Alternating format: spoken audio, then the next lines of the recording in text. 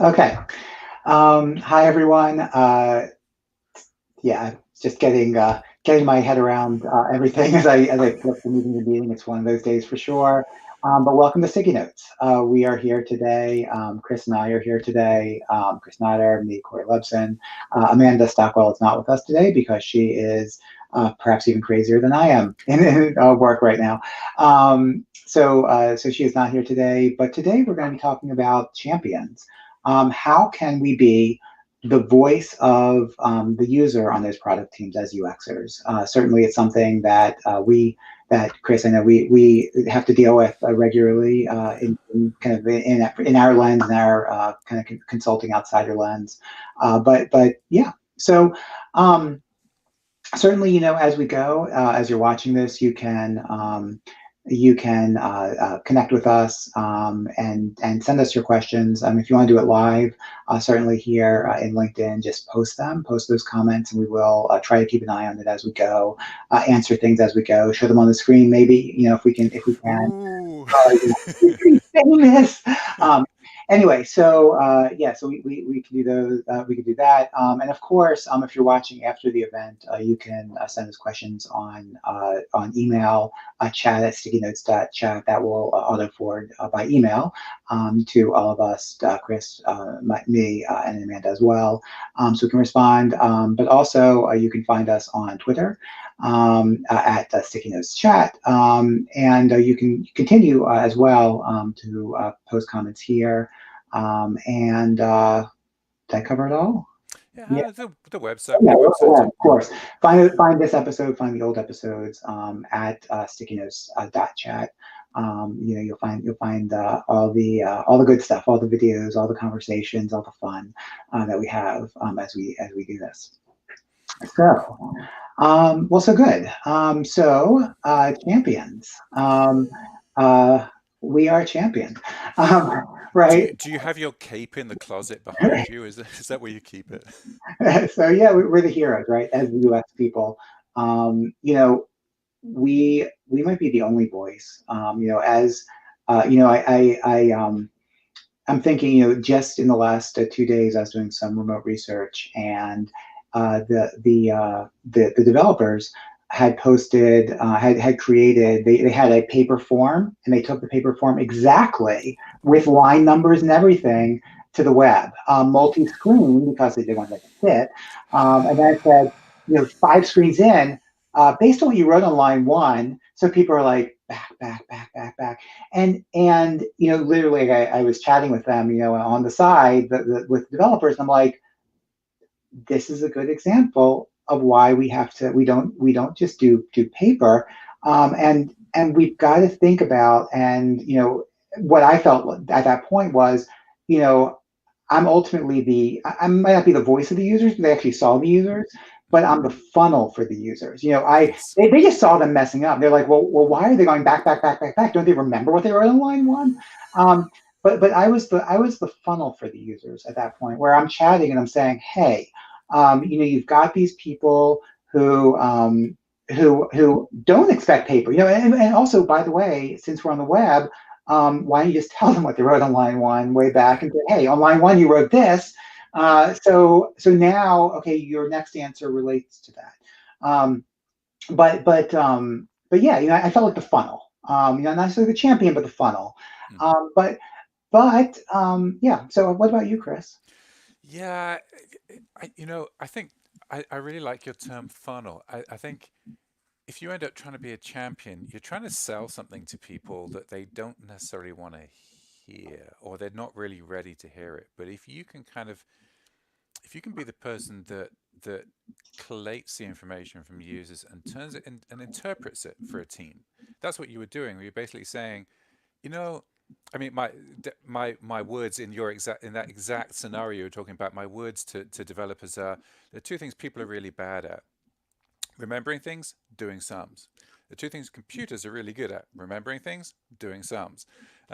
So what are you going to do as a developer? You can help that person remember things and do sums by doing your job properly. And I mean, obviously, I'm not lecturing them, but yeah, it's how come I can pull that from just the top of my head? It's because it's a conversation we have all the time. It's the kind of thing that we talk to developers about all the time, talk to talk to teams about all the time. But if we end up trying to So, swoop in with our capes on and our suits with the UX written on the front and a big shield and it's not going to help because that's not really what they're looking for. We have to kind of meet them on their terms, I think. So um, it's almost like being a champion for user experience is very much a softly approach, and I, yeah, it seems like a contradiction in terms, doesn't it? yeah, no, yeah, I think being a gentle UXer is the way that you can win, basically, where you can be the voice of the user, but you've got. I mean, my personal philosophy is being gentle. I mean, that's everything, every kind of I guess way to make a difference is gentle, kind, and considerate. Yeah. Yeah, is when you talk to the developer, it's not you're an idiot. What were you thinking? How stupid could you be? No, That's your inside voice, right? we don't hear stuff like that. But no, but really, it's. I mean, you say, well, I get it. I understand why you did this. I understand we talked about constraints before. I understand the constraints that you're under.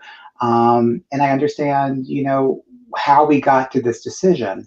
However, you know, okay, thinking about the user, whether or not we have the user, but sometimes we don't. Sometimes it's, well, I talked to them in this other study and I can kind of probably guess and channel the user here. And sometimes I can't even talk to the user. It's one there was one situation where the user was actually was not connected to the internet currently, or didn't have like mobile phone with internet even, but they were going to be in the future handed one or have access to something.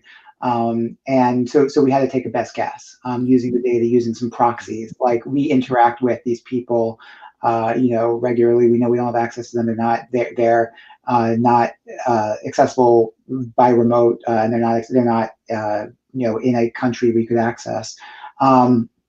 But yeah, I mean, it's really it's the kindness and the basically the ability the ability to frame things positively. I understand how we got here. Now let's think about the user. Yeah. Now let's adapt. And positively in the team's language too. I mean, a lot of times I in the past have failed to communicate with a team about the importance of some of the UX stuff because I've been saying it from a user perspective. And of course I care about the users. Like, look at the pain these people are going through.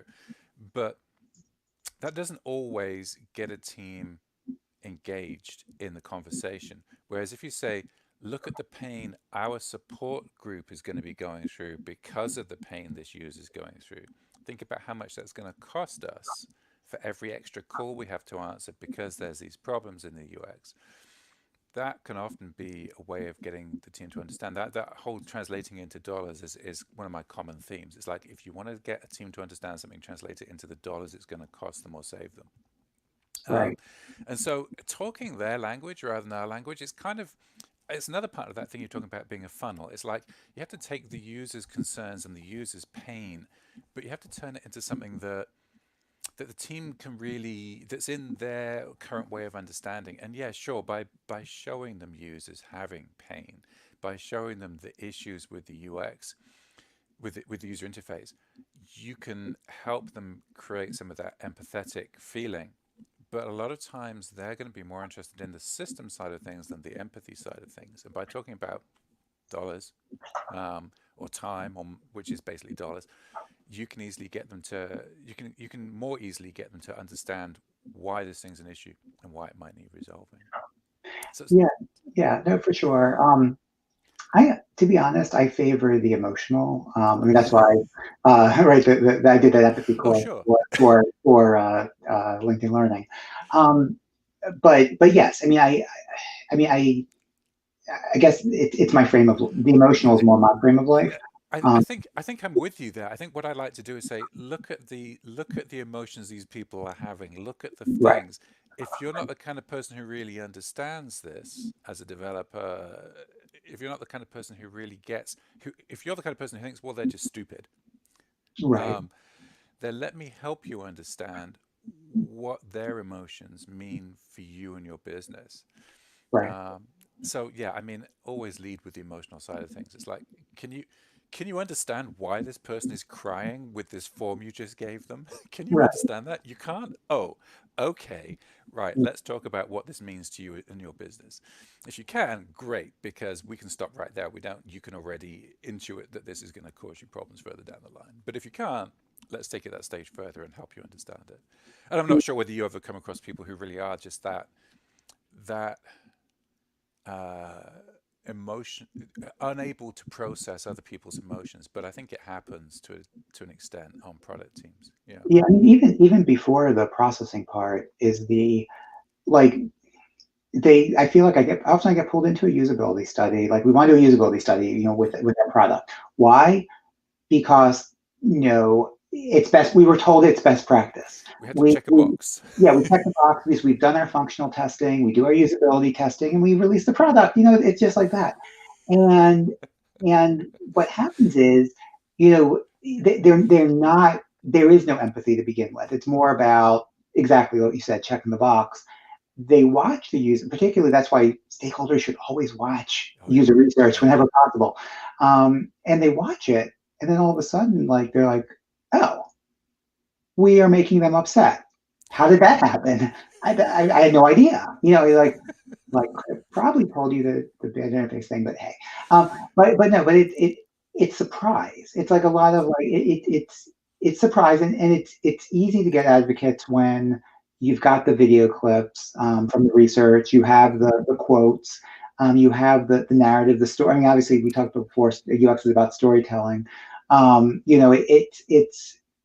It's just kind of the package of, you know, look at the problems we're causing, look at the pain we're causing, and then the realization, oh, that's why people are, we have attrition from our website. Hmm. That's why people stop using our app.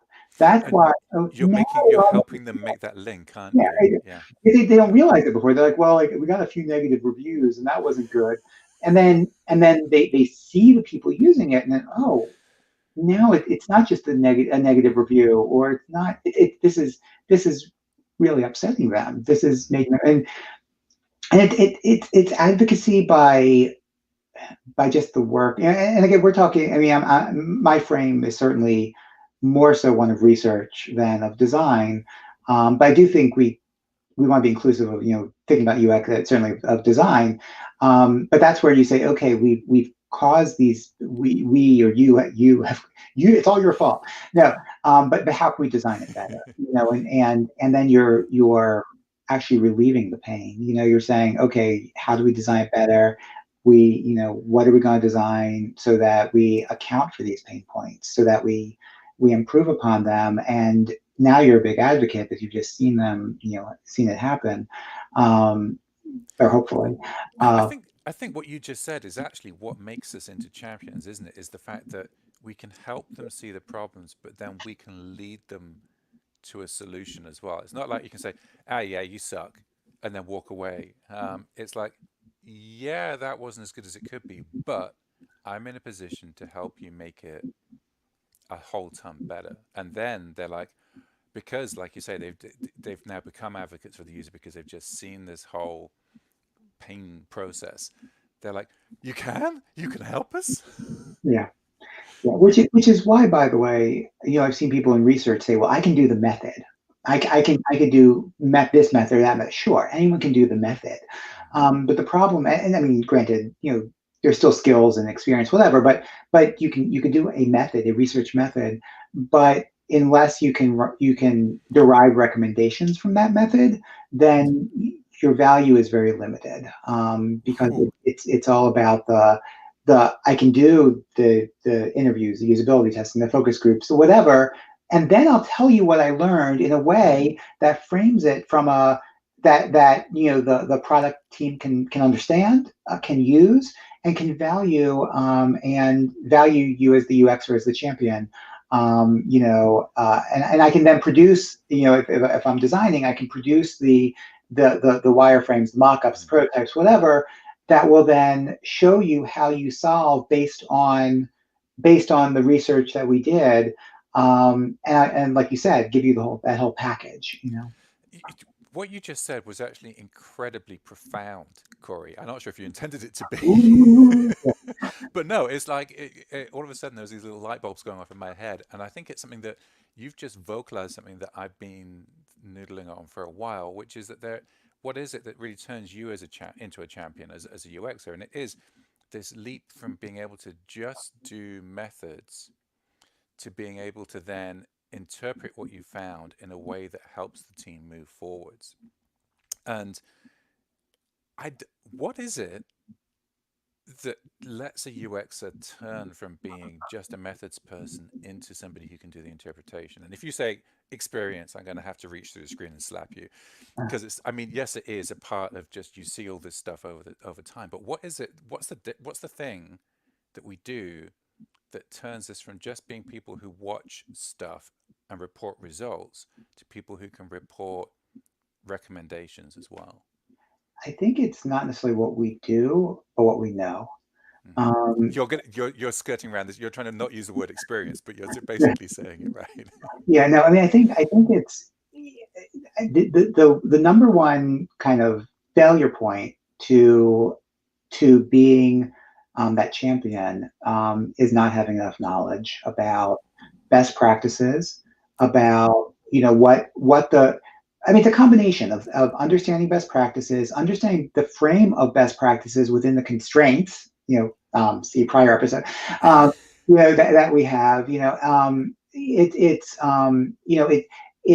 it's understanding what you have to work with and what value the UX and your knowledge of UX is adding, and Hmm. being able to articulate that in a clear, coherent manner and in proper storytelling form as you involve your users that you're a champion, the product users that you're a champion of, and then you can truly be the champion, and you can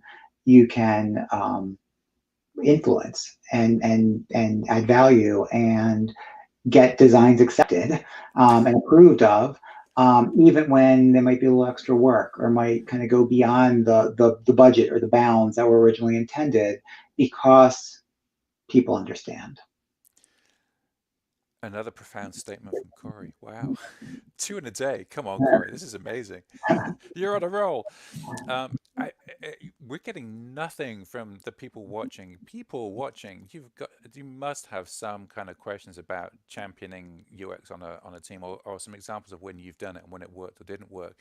I'd love to know what you think as well about this whole concept of how you turn from just giving recommendations to giving results, and whether it is just experience, or whether there is more to it than that as well. I think there's some bravery involved in going from just giving recommendations to giving results. I know. Okay, quick story from way back in the day. There were one of the larger teams in an organization I worked in. The user researchers, plural, on that team were pretty much charged with just giving results, and then the product managers and project managers were the people who had to interpret those results. And I was on a different team where it was almost expected that the user researchers would be part of the team working alongside the project managers and product managers to do the interpretation, to actually give um, recommendations back as well as just the results. I just could not understand how those user researchers could be happy doing their jobs when all they were doing was reporting data and not reporting what they thought that data meant. And it was almost sad to me. It's like using a really powerful posh sports car to plow fields. It was not what it was designed for, and it really wasn't doing the best it could do under the circumstances if you're using your researchers just to give you data. Um, So yeah, it, this idea of turning your data into recommendations. It can be hard if you don't know the team or the product, can't it? Because there's kind of like you were saying, you were doing some great shout outs to some of the previous episodes, like constraints. You don't know some of the constraints the team had, but there's no harm in asking them about the constraints before you finalize your report, so you can make sure that recommendations you give are actually relevant for the situation they find themselves in. No, for sure. I mean, and to that point, to the earlier discussion on constraints, I mean, basically, yeah, understanding one, the technology platform they're working on. I mean, don't make recommendations and don't advocate for stuff that is just not possible. I mean, maybe long term, but Right. not immediate. Um, Yeah. or it's budget. You say, well, I've got this wonderful idea, and it totally blows the budget. I mean, and it's fine to again say, this is long term thinking. Mm. But you're not going to be a valuable champion if you're kind of, the head in the sky kind of, oh, I want everything. It's wonderful. You'll help the users. And also, I think I mentioned on an earlier episode, I don't remember which one, that I used to be, much more, I got upset when, I felt like I tried to make the case and they're like, well, no, no can do. Mm. And I was like, well, no, push, push, push. And I would just keep pushing it and pushing until, it got annoying. I mean, as a young UXer, a researcher, I thought, I need to be the champion by keep pushing and keep pushing and keep pushing until I can be successful. And, as a older UXer, I realized that, oh, in my UX maturity, I need to lay off a little bit. I need Yeah. to be like, you know what? Um, I care about the users. I want you to care about the users, but let's start small. Let's be a champion of the users in very little ways. The low hanging fruit. Where can we make a big difference in small ways? And then gradually we'll add in the bigger stuff. We'll we'll expand upon what we do as budget over time. As we gather more research about what exactly we're looking for, we refine what we want before we make any big expenses. Before we spend a lot of development time on something, whatever. Mhm. Yeah, I've actually done. I in the past when I've been working with a team longer term, one of the things I've done is kind of kept all the data that in a sort of data repository, research repository. And even if it's recommendations that I know they can't use right now, I've kind of kept them. And what I've done with that in the past a couple of times is worked with the product manager or the project manager on the team to write a vision document for what the product could be in the future based on user needs, user behavior, and worked with them so that we both have some of the responsibility. They're bringing what they know from some of the other marketing research and things like that, and I'm bringing what I know from the user research, which theoretically they've been watching as well, but then it's not their everyday job, so they're not going to remember all the stuff. And by sitting down and talking and coming up with a draft, and maybe even giving them a draft of, hey, this is what I love to see in the product in the future, you can come up with a vision document, which is purposefully a future looking document rather than now. And that kind of it's a way, I found it was a good way of getting it off my chest as well. It's like, well, I want you to make all these changes. I know you can't make all these changes, but I want you to make all these changes. And I know you can't, but well, okay, the way of getting around this loop is just to say, well, here's what it could look like, and here's what we might want to work towards, and here's what we might want to start selling people on, so we do get the budget, so in the future we can make the changes. Right. And keeping a repository of kind of ideas, research recommendations, findings, artifacts, the artifacts that got rejected even, Yes. because of budget, for example, but kind of having easy access to them. And whether it's really low fidelity or like a low technology, approach, like we have a folder for artifacts, we have a little spreadsheet. We have this full-on database, where we can upload everything in a nice, organized fashion. That'd be nice. Just don't. The problem we've moved into this like streaming world where our conversations stream, where we carry on these conversations in Slack, but things get lost. Yeah. Things get lost in the streaming world. Having a database to actually like, or I mean, again, it doesn't have to be fancy, but having something a place to capture the ideas will help you, because you're not going to be a champion for everybody all the time, but you are going and but you're going to lose sight of ideas. I mean, not to mention the fact that you may move on to another job and Right. someone new comes, Right. and there needs to be some sort of continuity of the knowledge, you know. So yeah, I mean, so definitely, I think the idea of capturing those advocacy ideas when you can't use them immediately is just critical. But also, I mean, just having the database of all your findings, you won't remember all your findings. You won't remember exactly how many users had problems with certain, or participants in a study had problems with a certain thing. And if you're going to be a good champion for them, you can't be just relying on your memory. You have to be relying on what actually happened in those sessions. So you're going to need a way of going back to that data and finding out exactly what happened, and maybe summarizing the 5 reports that you've written on a certain area of the product into one at some point in the future. So yeah, if you're going to be a good champion, you're going to need to be able to do all that stuff. You're going to have all the data there that you can look through when you want to. And like you say, I mean, I don't think I've ever found a database solution that really worked for me, but I've definitely used spreadsheets and just repositories of documents to go through. Not ideal, but it works well enough for most of the stuff you're doing on a particular team. Yeah, I mean, I've actually had clients that had more robust practices, and they actually built their own database solution, Whoa. you know, to do that.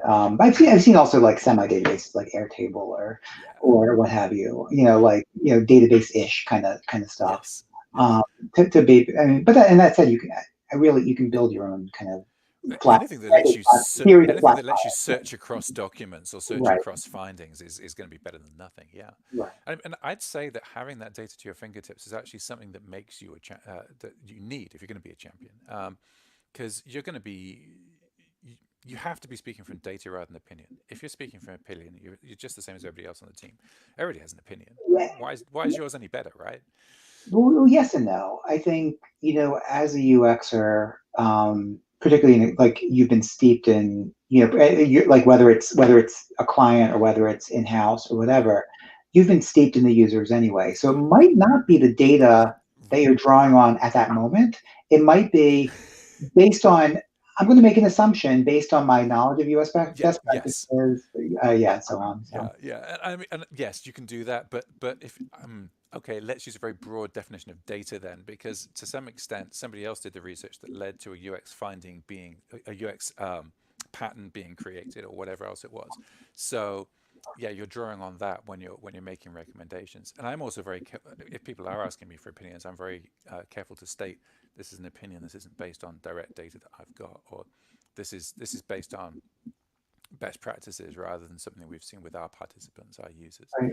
But Um, sometimes it's an extrapolation. Like you're saying, yes. well, we know X, and now we're Hmm. talking about Y. Hmm. But because we know X, Y is Hmm. probably similar, Hmm.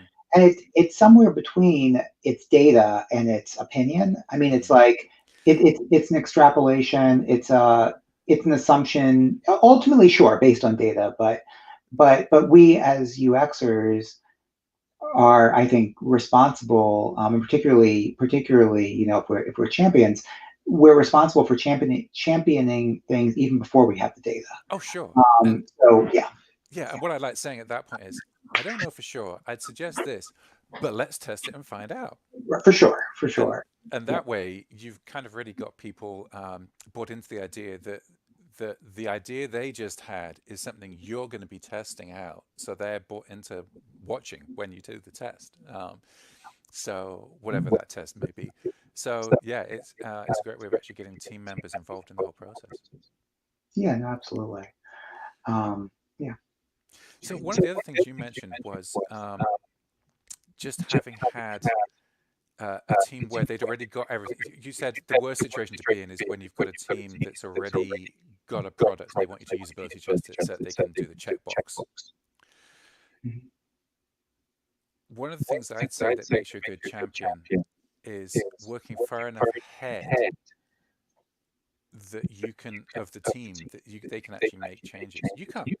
What's the point in making recommendations to the people who just want the checkbox? They can't make any changes before they go live. Yeah, yeah, and similarly, I mean, like in an ideal world, in this theoretical like UX world, it's research is very iterative. We do research, we do design, we do research, we do design, we do research, we do design. Wonderful. And when you talk to some people, they're like, oh yeah, that's the way it always should be. The problem is it's not like that. Sure, sometimes it might be, but often it's we do design, we iterate, we do design, we iterate, we do design, we iterate, we do research, we do another iteration, we release. Mm-hmm. It's not the ideal world, and we have to work within that. The early points of advocacy come exclusively for the UX designers out there, because often certainly for me as an outsider, I don't even get pulled in until there's been multiple design iterations going on. So then it's it's advocacy. It is not necessarily based. Maybe it's based in data, but maybe not. It's based in best practices. It's based on the knowledge we have so far. And then as a researcher, you get like one shot. It feels like that. One shot. And is it that different than the old waterfall world? No. I mean, I wish it was, but it's not. Still, it's often like we want the big study. Like certainly in my world, the client says we want the study, and the study is not the iterative thing. It's like we want the study, we want the report, and so on. And I feel like I get my one shot to be that champion, which is I take what you got, synthesize all the stakeholder knowledge and the design knowledge, and then do the research, and then output the meaningful, useful recommendations that then can sync back to the design development and that kind of thing. Yeah, and in those situations, I mean, you succeeded if the team can say things like, "Oh yeah, all your recommendations, we already put them into our bug database," and you're like, "Okay, that's not what I was hoping you'd be able to do, but good. Next iteration, maybe some of those are going to be fixed." Yeah, no, for sure. And I mean, and should like Jira, for example, should that be the case? Because it does happen a lot. It's like, we suck in Jira. It's wonderful, it's great, and that happens a lot. And I'm torn. I'm torn. Like, on the one hand, once it just becomes a data point, is it really interpreted correctly? Is the emotion captured? And sometimes I often don't have control for that for the bug database. I don't have a login. I can't actually see it. I just hear about it. Right. Again, my role is outsider, so obviously you can still be a researcher and be internal. Ultimately, I support. I'm glad it happens, because that's just the way. That's the culture. We got to stick things in there to make it happen. Yep. And it's up to hopefully the design team to use that, create wireframes based on it, and so on. Yeah, I'm definitely, when I've been in a role embedded in a team rather than as a consultant, it's much easier because you can go along to all the meetings where that stuff's being discussed. I mean, back in the day, it used to be bug meetings. These days, it's much more when you're doing stand up, or whenever you're doing your backlog sorting, whatever you're doing there. Right. But yeah, you have to be the champion in those meetings too. And you want to be a first-class citizen in those situations. You want to be somebody who does have access to Jira or whatever else it is that's being used. You want to be in there looking at the comments being made. If somebody's like can't repro, won't fix, or something like that for one of the things that's in there, you're the person who has to say, oh, wait a minute. And reopen bugs and things. And yeah, that might not make you exactly popular, but I think that's part of being a champion too. It's part of being a champion for the users. And depending upon the culture on your team, you'd actually probably be respected for that rather than being chastised for that. Right. And I mean, ultimately, that also goes back to the same issue of, is it okay not to be liked? I would actually argue no. It's not okay not to be liked. If you're not liked, then you're not effective. You have to be a friend of the team, not to be effective. And if it means kind of toning down, I mean, not just being nice, but truly toning down, like okay, I'm going to give you the minor recommendations. I'm not going to tell you about the major recommendations. You're not ready for it. I mean, and that's what you're thinking to yourself, perhaps. I think it is important to be liked. People should like you because you're considerate and you're nice and you're kind to them. And when you give a recommendation, they understand you're doing your job, but you also don't go overboard. And So that way, they're going to be more likely to involve you in subsequent conversations too, rather than thinking, "Oh, geez, I'm not going to get that Corey guy involved. He's just argumentative all the time."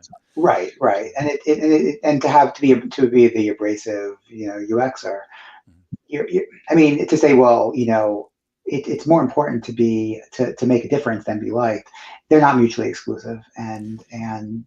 they go hand in hand for And I sure. think you can get away with being an abrasive developer because ain't no code going to be written without developers. But definitely code can be written without UX people. So yeah, it behooves you to be on good terms with people for sure.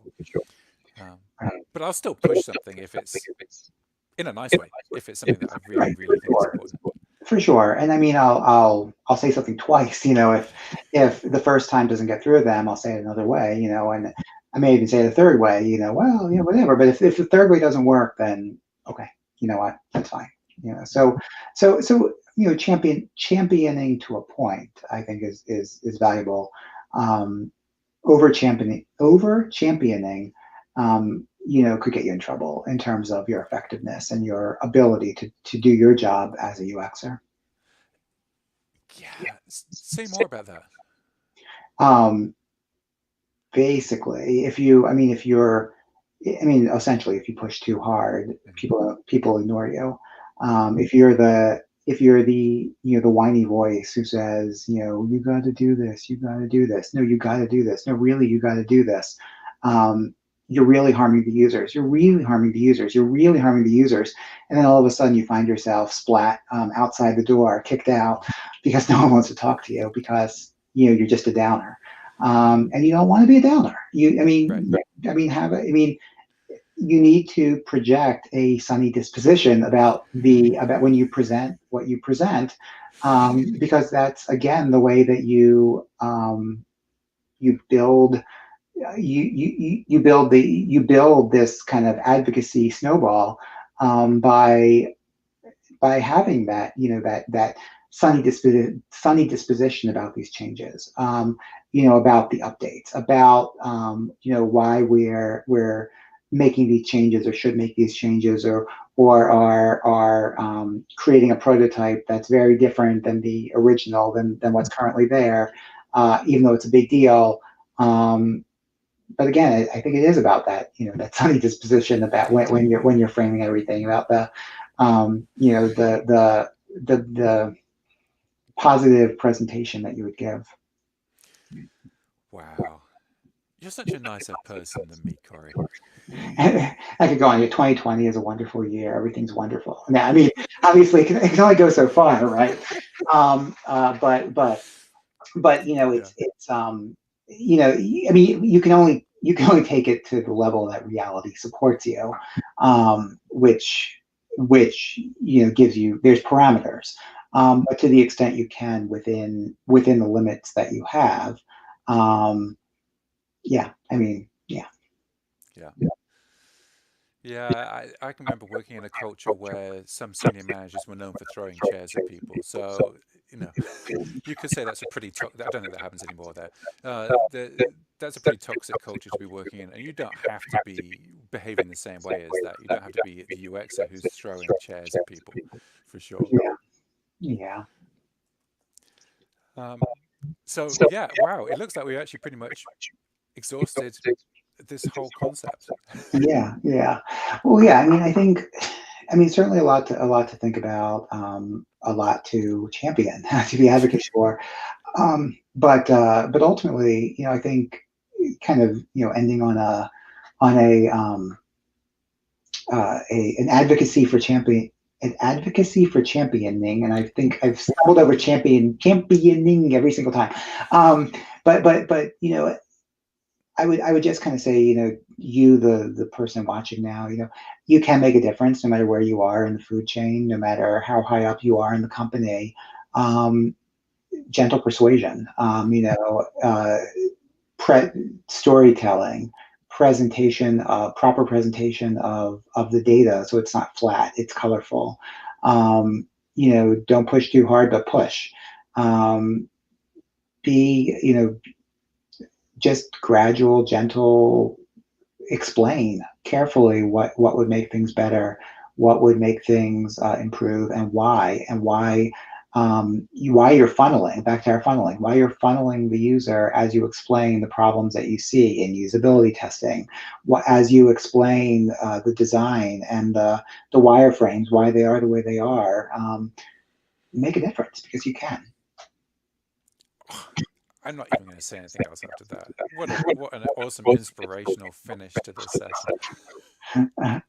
um, but yeah, so I think with that, we can close out just by mentioning that we are here. We are here on Thursdays at 1 p.m. Eastern and 11 a.m. Pacific. 10. 10. Oh, I keep doing it. Yeah. But next week it's going to be an hour. It's going to feel like an hour Oh yeah, later. yeah. Because don't forget to change your clocks. Although some people in Europe have already changed theirs, so they're already But that's confused true. about That's what we true. do. And actually, I noticed, this is the time here in the States and Europe we're an hour closer for like a couple days, before then we get pulled apart again. Um, but yeah, no, but you can certainly find us. You can find the old episodes, this episode, as well as the old episodes. You can find us on Stickynotes that chat on the web. Email us again at chat at Sticky Notes. Oops, that's the chat. Chat. You can find us on Twitter at Sticky Notes Chat, and you can certainly help spread the word. And if you enjoy this episode, certainly feel free to tweet it out, promote it on LinkedIn, whatever you want. And of course, follow all three of us, the two of us that are here, as well as Amanda Stockwell, because we will rotate. We only get one stream to actually stream this to, although anyone can watch. And we can't yet actually promote a URL in advance. So that means follow all of us, tune into LinkedIn at the appropriate time, and you should and you will see us. Yeah, And yeah, that is it. awesome. That was a good session, Cory. I enjoyed that. Thanks Yeah, so me much. too. Yeah, me too. And we'll see you all next week.